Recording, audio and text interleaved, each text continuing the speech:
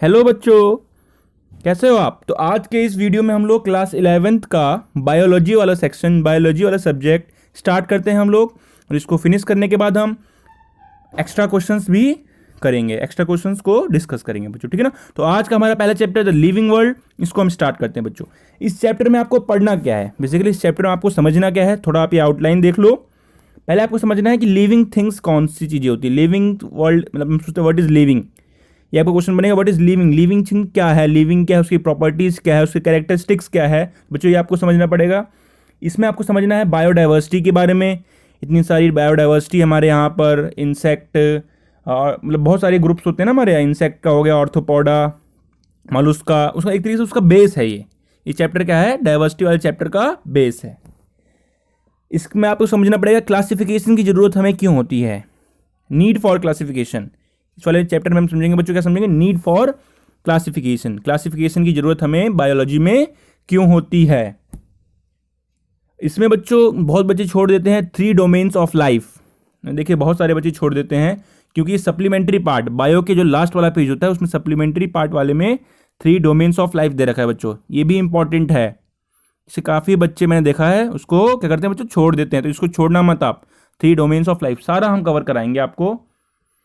उसके बाद में आपको टैक्सोनॉमी पढ़ना है, फिर सिस्टमेटिक्स पढ़ना है। टैक्सोनॉमी हम क्लासिफिकेशन करते हैं, नॉमेनक्लेचर पढ़ेंगे, हम कॉन्सेप्ट ऑफ स्पीसीज पढ़ेंगे, और kingdom, phylum, class, order, family, genus, species, ये पूरा हम डिस्कस करेंगे इसके बारे में। फिर उसके बाद में हम टैक्सोनॉमिकल एड्स के बारे में बच्चों देखेंगे इस चैप्टर में ही। बेसिकली इस चैप्टर में 4-5 आपको लेक्चर बनेंगे, वो आपको हम प्रोवाइड कर देंगे, तो फिनिश जाएगा बच्चों, ठीक है ना। तो आज की वीडियो में हम लोग व्हाट इज लिविंग वाला पार्ट फिनिश कर देंगे बच्चों, ठीक है ना। तो चलो बच्चों स्टार्ट करते हैं। और अब जब भी मैं आपको पढ़ाऊं बच्चों, तो अब आप अपने सामने क्या करो, अपने सामने एक एनसीईआरटी की बुक रखा करो, ताकि अंडरलाइन पॉइंट जो हो उसे आप अंडरलाइन कर लो, इंपॉर्टेंट पॉइंट्स को अंडरलाइन कर लो बच्चों, ठीक है ना। तो स्टार्ट करें, चलो जी। पहली बात हमारा क्वेश्चन बनता है, हाउ वंडरफुल इज द, मतलब कितना एक तरीके से बोल सकते हैं कितना सुंदर है हमारा वर्ल्ड, कितना आश्चर्यचकित है हमारा वर्ल्ड। क्योंकि हमें एक देखो क्या मिलती है, wide range of living types is amazing, बहुत सारी लिविंग टाइप्स है। The extraordinary habitat in which we find organisms, बच्चों कभी कभी होता है, कभी बहुत ही ठंडी में बहुत सारे एनिमल्स होते हैं, डेसिडियस फॉरेस्ट में भी मिलते हैं, ओशियंस में भी मिलते हैं एनिमल्स हमें, फ्रेश वाटर लेक्स में भी मिलते हैं, डेजर्ट में भी बहुत सारे प्लांट्स होते हैं। मतलब एक तरीके से बोल सकते हैं हर जगह जितने भी पॉसिबल प्लेसेस है वहाँ पर हमें लिविंग ऑर्गेनिजम्स देखने को मिलते हैं। क्लियर बच्चों। The beauty of galloping horse और the migrating birds, the value of flowers और the attacking shark evolve our deep sense of wonder. इस पैराग्राफ में बताया, यही बताया है कि कैसे देखो हमें एक तरीके से क्यूरियोसिटी जगा रहा है हमारी, हम बायो मतलब दिखा रहा है कि बायो क्या है बच्चों, बायो है सभी जो लिविंग ऑर्गेनिजम्स हैं उनके बारे में समझना, चाहे वो एनिमल हो, चाहे वो प्लांट हो, चाहे वो वायरस हो, चाहे वो माइक्रो ऑर्गेनिजम्स हो, कुछ भी हो, एनीथिंग विच इज़ लिविंग, तो हमें इसको इसके बारे में समझना है। तो आपको बच्चों इंटरेस्ट क्रिएट करने के लिए पैराग्राफ आपको दे रखा है, बता रहा है कि जो आपने गैलोपिंग हॉर्स होता है, सी हॉर्स होता है बच्चों, आपने देखा होगा, माइग्रेटिंग बर्ड्स जो होते हैं, साइबेरियन क्रेन साइबेरिया से आते हैं यहाँ पर, फ्लावर्स की घाटी, वैलीज, और सार्क वार्क के बारे में बता रहे बच्चों कि कैसे हमें लगता है कैसे भगवान ने इन लोगों को कैसे बनाया है, क्या उनके पास पावर है, ये सब आपको इसमें बताया है, ठीक है ना। The ecological conflict and cooperation among members of a population and among population of a community और even the molecular traffic inside a cell makes us deeply reflect on what's in it is life. देखो बच्चों, बहुत जानवरों में क्या होता है, corporation होता है। कॉपरेशन मतलब होता है कि वो दोनों एक दूसरे के हेल्प में आ जाएंगे। जैसे मान लो, इसे बोलते हैं म्यूचुअलिज्म। जब 12th में एक चैप्टर है, इकोलॉजी वाला पार्ट है, यूनिट है, उसमें आप समझोगे जब दोनों ही ऑर्गेनिजम्स को प्रॉफिट होता है तो उसे क्या बोलते हैं हम, म्यूचुअलिज्म। तो क्या है, बहुत सारे जानवर ऐसे होते हैं जो कोऑपरेशन रखते हैं, आपस में समझौता रखते हैं एक दूसरे के मेंबर से पॉपुलेशन से क्या रखते हैं बच्चों, कोऑपरेशन रखते हैं। एंड अमॉन्ग पॉपुलेशन ऑफ, कई ऐसे होते हैं बच्चों जो एक दूसरे के लिए हार्मफुल होते हैं, कंपटीशन हो जाता है। पर देखा ना आपने बच्चों, कंपटीशन में क्या होता है, दोनों को ही हार्मफुल होता है। जहाँ कंपटीशन होगा वहाँ पे दोनों के लिए दोनों ही हार्मफुल होंगे।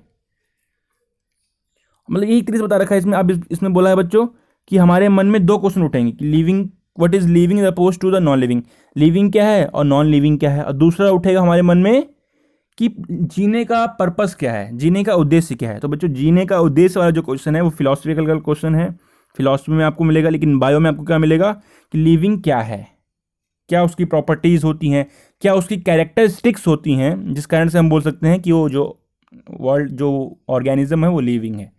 तो आज की वीडियो में हम ये डिस्कस करेंगे क्या कैरेक्टरिस्टिक्स होती है जिससे हम बता सकते हैं कि वो ऑर्गेनिजम्स लिविंग है। क्लियर बच्चों। अगर आपको बच्चों अच्छे मार्क्स लाने हैं मेडिकल में भी, अगर आपको मेडिकल एंट्रेंस एग्ज़ाम देना है, नीट देना है, तो नीट में भी बच्चों आपको बेस इम्पॉर्टेंट है। बेस क्या है बच्चों, इम्पॉर्टेंट है। इस यूनिट से भले एक दो क्वेश्चन आते हैं बच्चों, लेकिन बट बेस इज इम्पॉर्टेंट। अगर आप ये क्लियर कर लोगे तो आप एनिमल किंगडम अच्छा कर पाओगे, एनिमल किंगडम अच्छा कर पाओगे तो आप नीट में भी अच्छा कर पाओगे, ठीक है ना। क्योंकि एनिमल किंगडम जो अच्छा मार्क लाता है, अच्छा मार्क कैरी करता है एग्जामिनेशन में। और आपके बोर्ड एग्जामिनेशन में भी ये चैप्टर जो है फर्स्ट टर्म में तो अच्छा ही लाएगा, अच्छे मार्क्स लाएगा ना, अच्छे नंबर का आएगा। तो आप इसे क्लियर करके पढ़ो, अच्छे से पढ़ो, ठीक है ना। आगे बढ़ते हैं हम लोग। अब देखो आपके मन में बच्चों व्हाट इज लिविंग, लिविंग क्या है। आपके हिसाब से आप बोलूँगा, मैं आपसे पूछूंगा कि लिविंग कैसे क्या है, लिविंग कौन है, क्या है, तो आप बोलोगे जो इंसान सांस ले, जो ऑर्गेनिज्म सांस ले। आपके मन में ये आएगा ना, जो सांस लेता हो, जो चलता हो, जो मूवमेंट करता हो, जो एक तरीके से हम बोल सकते हैं दूसरों का रिप्लाई करे, क्विक रिस्पॉन्स दे, ठीक है ना। उसकी जिसकी एज बढ़ती है, जिसकी एज बढ़ती, एक तरीके से उसकी ग्रोथ होती है, हाइट बढ़ती है, ये सब आपके मन में आएगा। ये तो लिविंग पूछूँ तो आपके मन में यही आएगा ना। तो हम और क्लियर देखते हैं कि बायो की लैंग्वेज में क्या होता है living. When we try to define living, we conventionally look for distinctive characteristics exhibited by living organisms. जैसे बच्चों ये देखो ग्रोथ होता है, रिप्रोडक्शन करते हैं, लिविंग ऑर्गेनिज्म जो भी होते हैं रिप्रोडक्शन करते हैं, वो अपने इन्वायरमेंट को सेंस करते हैं, ठीक है ना। और amount of suitable response come to our mind immediately as a unique, हमारे मन में विचार आते हैं, मतलब मन में विचार भी आते हैं, हमारे रिस्पॉन्स तुरंत, मतलब आपने कोई गर्म चीज़ को छुई तुरंत आप उसको हाथ को पीछे कर लोगे ना। जब आप कोई गर्म चीज़ के पास जाओ जो कि गर्म है, उसको अगर आपने गलती से टच कर लिया, गलती से टच हो गया, बाय डिफ़ॉल्ट आपसे टच हो गया, तो आप क्या करोगे, तुरंत आप उसको हाथ को वापस ले लोगे। इसे बोलते हैं हम स्टीमुली। क्या बोलते हैं बच्चों, स्टीमुली, ठीक है ना बच्चों, स्टीमुली होता है। तो ये सब हम बोल सकते हैं, क्या बोल सकते हैं बच्चों, ये सब लिविंग ऑर्गेनिजम्स के कैरेक्टरिस्टिक्स हैं। Clear. One can add a few more features like, बहुत लोग हम और हम ऐड कर सकते हैं, जैसे मेटाबॉलिज्म ऐड कर दें हम लोग, एबिलिटी टू सेल्फ रेप्लिकेट, अपने आप रेप्लिकेट करने वाले, हमारे जो सेल अपने आप रेप्लिकेट कर लेते हैं, सेल्फ ऑर्गेनाइज होते हैं जो लोग, जो ऑर्गेनिज्म सेल्फ ऑर्गेनाइज हो, जो इंटरेक्ट करे सराउंडिंग से, ये सब होते हैं। ये सब क्या है बच्चों, ये सब लिविंग ऑर्गेनिजम्स की प्रॉपर्टीज़ है या कैरेक्टरिस्टिक्स है। क्लियर। तो हम ग्रोथ को देखते हैं पहले हम लोग। ऑल लिविंग ऑर्गेनिज्म ग्रो, सभी लिविंग ऑर्गेनिज्म जो होंगे वो ग्रो करेंगे, सभी लिविंग ऑर्गेनिज्म क्या होंगे बच्चों, ग्रो करेंगे, ठीक है ना। अब आपके मन में आएगा इंक्रीज इन मास, मास बढ़ जाए, या increase in number of individual are twin characters of growth. Mass increase होना, आपका वेट बढ़ गया, या आपका जो increase in number of individuals के साइज बढ़ना। ये बोलते हैं ना, जैसे मान लो एमीबा होता है, एमीबा में क्या होता है, बर्डिंग वो होता है बच्चों, क्या होता है, बाइनरी फ्यूजन, तो अपने आप को वो डिवाइड हो जाता है। नंबर बढ़ना या मास बढ़ना, इसे हम क्या बोलते हैं, ग्रोथ बोलते हैं। इस ऑर्गेनिजम्स की इंडिविजुअल्स के नंबर बढ़ गए या उसका मास इंक्रीज हो गया, इसे क्या बोलेंगे बच्चों हम, इसे हम ग्रोथ बोलेंगे।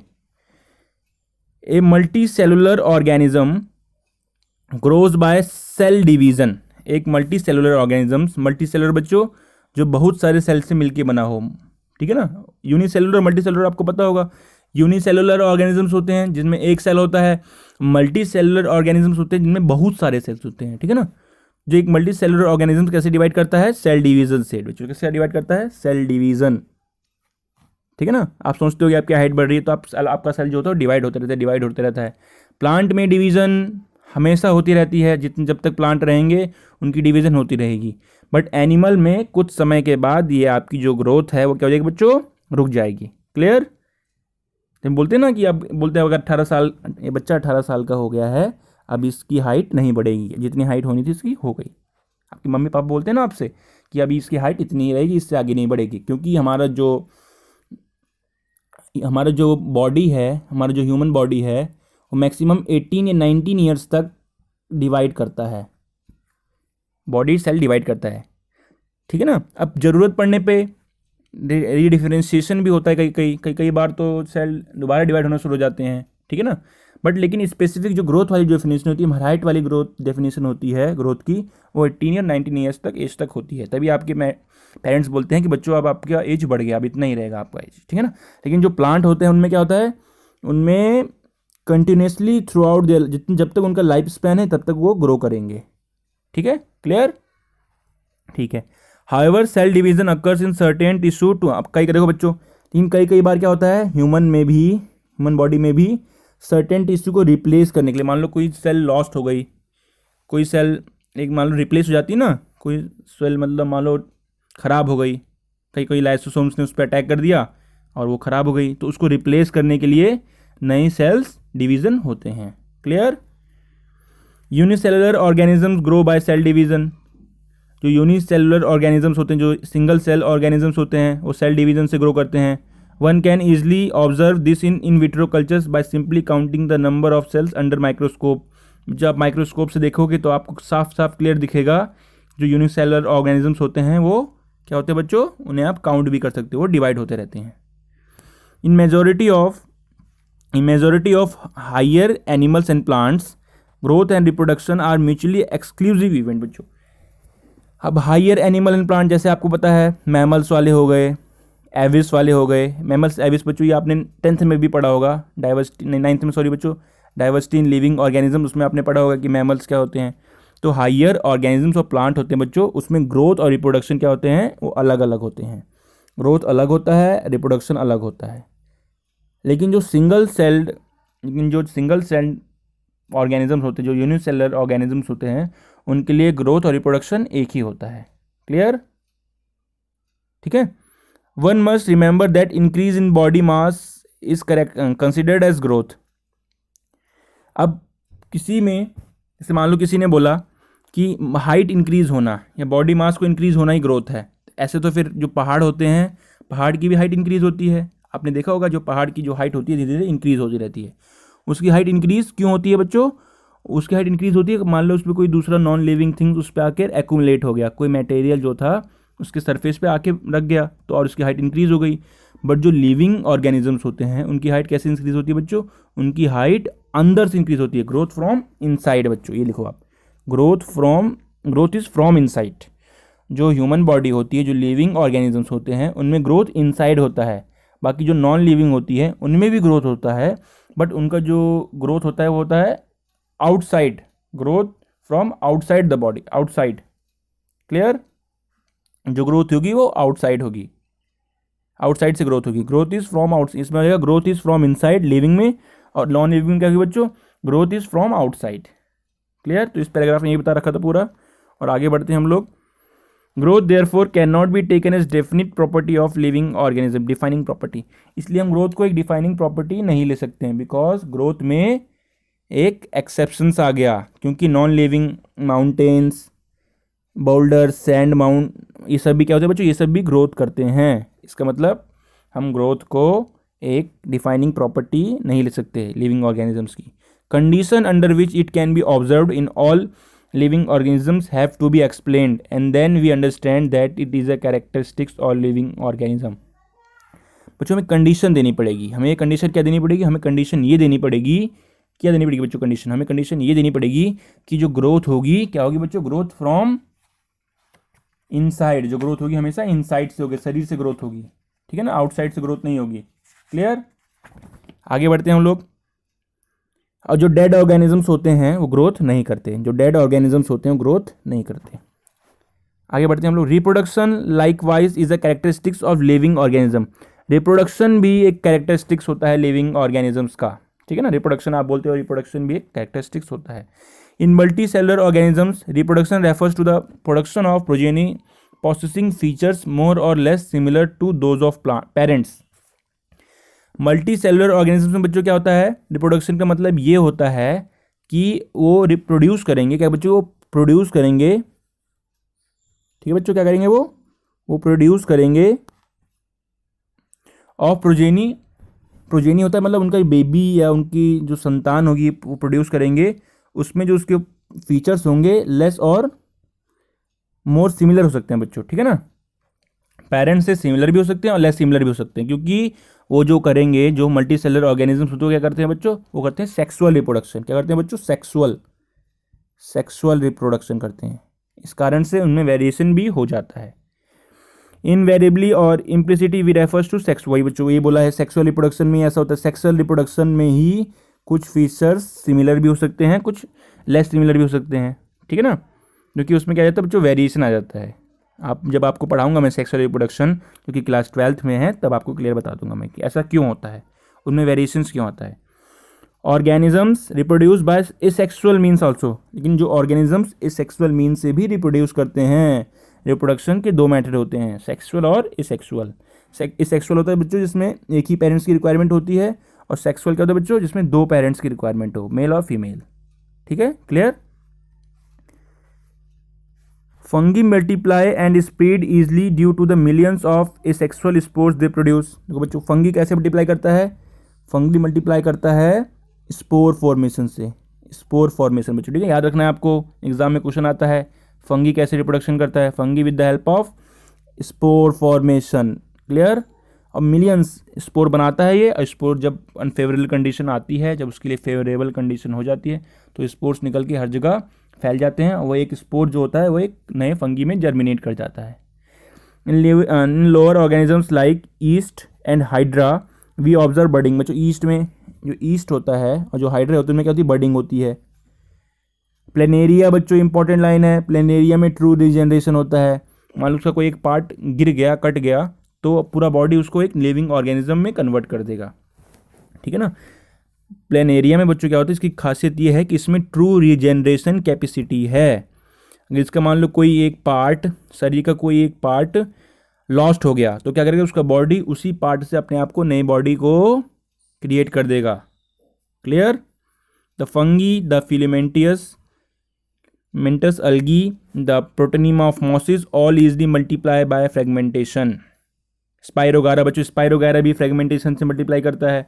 फंगी हो गया, फिलामेंटिस एल्गी हो गया, ये प्रोटोनीमा ऑफ मॉसिस सब क्या करते हैं बच्चों, फ्रेगमेंटेशन से मल्टीप्लाई करते हैं, clear. When it comes to unicellular organisms like bacteria, unicellular algae और एमीबा रिप्रोड्यूस इस बच्चों इसमें ये बोला गया है, जब हम यूनिसेलुलर ऑर्गेनिजम्स की बात पे आते हैं तो क्या होता है, वहाँ पर ग्रोथ और रिप्रोडक्शन को सेम मानते हैं, एक दूसरे से सिनोनियम होते हैं। Because increase in number of cells, जब रिप्रोडक्शन करेंगे तभी भी नंबर ऑफ सेल इंक्रीज होगा, जब ग्रोथ करेंगे तभी भी नंबर ऑफ सेल इंक्रीज ही होगा। समझाया बच्चों आपको। यहाँ पर यूनिसेलुलर ऑर्गेनिज्म में ग्रोथ भी क्या होता है बच्चों, ग्रोथ से भी नंबर ऑफ सेल इंक्रीज होता है और रिप्रोडक्शन से भी नंबर ऑफ सेल इंक्रीज होता है। इसलिए हम यूनिसेलुलर ऑर्गेनिजम्स में, एमीबा और यूनिसेलुलर ऑर्गेनिजम्स में हम ग्रोथ और रिप्रोडक्शन को एक दूसरे से सिनोनियम्स होते हैं, clear. We have already define growth as equivalent to increase in cell number और मास। हमने पहले भी बताया है कि ग्रोथ क्या होती है बच्चों, इंक्रीज इन सेल नंबर, और ये मास में इंक्रीज होना, ठीक है ना। Hence we notice that in single celled organisms we are not very clear about the uses of, इसलिए हम बच्चों को confusion होगी कि हम सिंगल सेल्ड वाले में ग्रोथ यूज़ करें या रिप्रोडक्शन यूज़ करें, ठीक है ना। Further there are many organisms which do not reproduce. बच्चों आगे exceptions, biology is the science of exceptions. Biology क्या है बच्चों, एक एक्सेप्शंस की साइन है। अब आपने बोला reproduction is the definite property है, आपने बोला मान लिया, लेकिन कुछ म्यूल्स होते हैं, खच्चर होते हैं, स्ट्राइल वर्कर भी होती हैं। वर्कर, आपने मधुमक्खी देखी है ना, उनमें भी बहुत सारी ऐसी मधुमक्खी होती हैं जो कि रिप्रोडक्शन नहीं कर सकती, और कई ऐसे ह्यूमन कपल्स भी होते हैं जो कि इनफर्टाइल होते हैं, वो भी बेबी को प्रोड्यूस नहीं कर पाते हैं। इसलिए हम रिप्रोडक्शन को भी एक definite property of living organisms नहीं मान सकते या कैरेक्टरिस्टिक्स नहीं मान सकते। ऑफ कोर्स हमें ये तो पता है कि नॉन लिविंग रिप्रोड्यूस नहीं करेगी, ठीक है ना। Of course non living is capable of reproducing और रेप्लिकेटिंग बाय इटसेल्फ, ये तो हमें क्लियर है। बट हम रिप्रोडक्शन को भी डेफिनेट प्रॉपर्टी नहीं मान सकते, क्लियर। अगला हम पढ़ेंगे metabolism.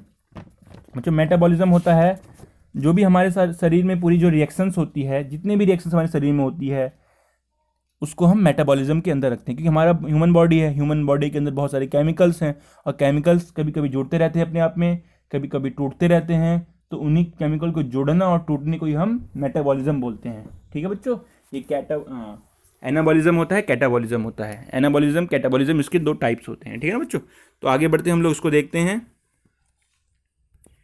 Another characteristics of life is metabolism. दूसरा जो कैरेक्टरिस्टिक है लाइफ का, क्या है बच्चों? मेटाबॉलिज्म है। ठीक है,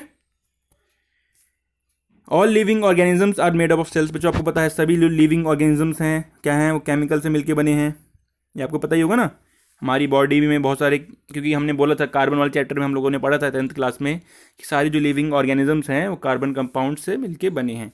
दीज केमिकल्स स्मॉल और big belongs to various classes. अब चाहे केमिकल्स छोटे हों चाहे बड़े हों, वेरियस क्लासेस से बिलोंग करते हैं, साइजेज उनके बहुत होते हैं। ठीक है ना बच्चों, फंक्शंस उनके होते हैं, जो भी केमिकल्स हमारे अंदर होते हैं वो कॉन्स्टेंटली क्या होते हैं बच्चों? चेंज होते रहते हैं, आर कॉन्स्टेंटली बीइंग मेड और change into some other biomolecules. ठीक है, these conversions are chemical reaction और मेटाबॉलिक रिएक्शन। जो ये कन्वर्जन होती है, जो जो चेंज होते रहते हैं, क्या चेंज होते रहते हैं? जो केमिकल्स हमारे शरीर में चेंज होते रहते हैं, क्या होते हैं बच्चों? वो एक केमिकल रिएक्शन होती है। उसमें केमिकल रिएक्शन के कारण ही जो केमिकल्स होते हैं एक फॉर्म से दूसरे फॉर्म में कन्वर्ट हो जाते हैं। ठीक है ना, इसे हम मेटाबॉलिक रिएक्शंस भी बोलते हैं, metabolic reactions. There are thousand of metabolic reactions occurring simultaneously inside all living organisms. एक बार में देखो बच्चों, एक बार में बहुत सारे लगातार थाउजेंड ऑफ रिएक्शंस हमारे शरीर में होती रहती है। ऐसा नहीं है कि एक बार में एक ही रिएक्शन होती है, एक बार में कई हजार, थाउजेंड ऑफ रिएक्शंस एक बार में लगातार होती रहती है। B they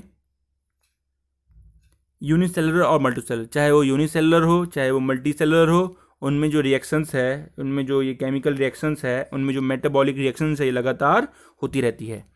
all plants, animal, fungi and microbes exhibit metabolism. सभी प्लांट एक लिविंग ऑर्गेनिज्म है बच्चों। सभी plant, animal, fungi and microbes exhibit metabolism. ठीक है बच्चों, प्लांट में भी, एनिमल में भी और माइक्रोब्स में भी मेटाबॉलिज्म प्रोसेस होता है। The sum total of all the chemical reaction occurring in our body is metabolism. जो भी जितने भी सारे केमिकल रिएक्शंस होते हैं उन्हीं को हम क्या बोलते हैं? उन्हीं का सम जो होता है उन्हें बोलते हैं हम metabolism. Clear? No non living object exhibit metabolism. जो नॉन लिविंग ऑब्जेक्ट हैं वो मेटाबॉलिज्म नहीं कर पाएंगे। ठीक है, क्लियर?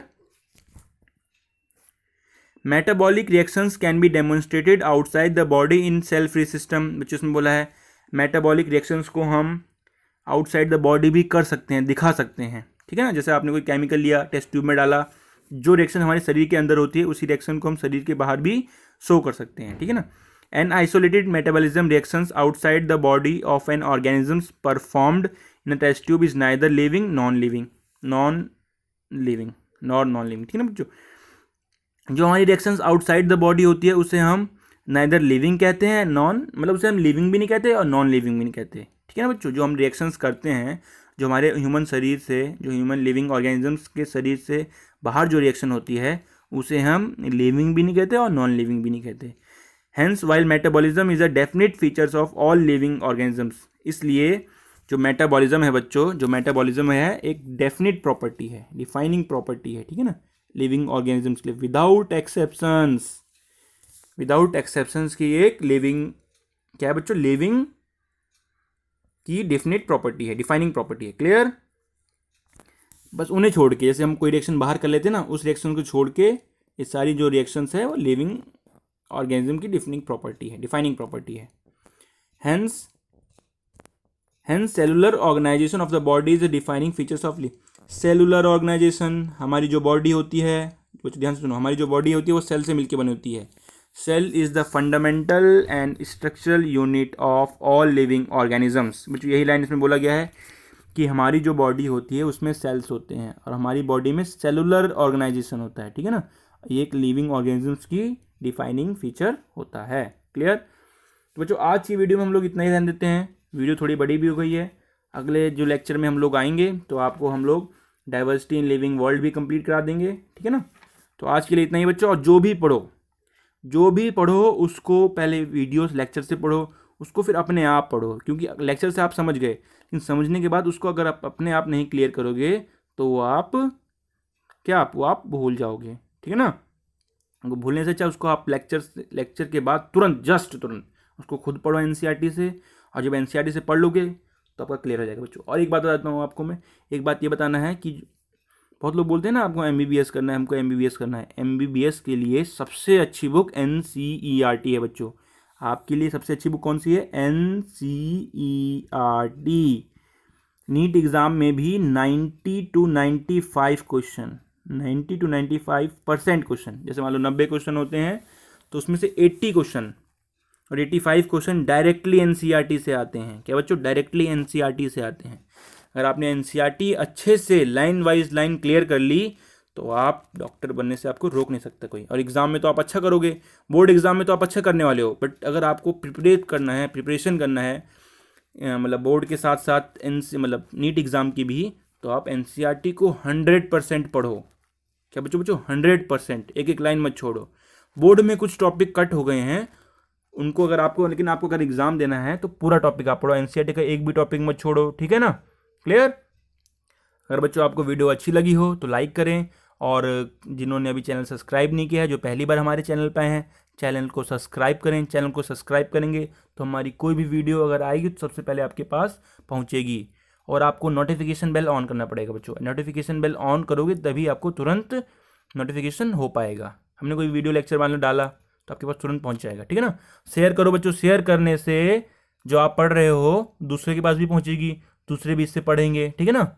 और कोई प्रॉब्लम हो, कोई समझ नहीं आ रहा, कोई लाइन अगर आपको लगता है थोड़ा मैं धीरे बोलूँ, या कोई सजेशन या इम्प्रूवमेंट हो, आपको लगता है कि सर ऐसा बताएं, ऐसा करें, तो उसके लिए भी मैं आपसे रिक्वेस्ट करूंगा। आप कमेंट करके बताइए क्या प्रॉब्लम है, आपको समझ नहीं आया तो बताइए किस में प्रॉब्लम है, ठीक है ना बच्चों। तो ओके बच्चों, पढ़ते रहो, और 2-4 लेक्चर में हम लोग 4-5 लेक्चर में इसको कंप्लीट कर देंगे, ठीक है बच्चों। ओके बाय बच्चों।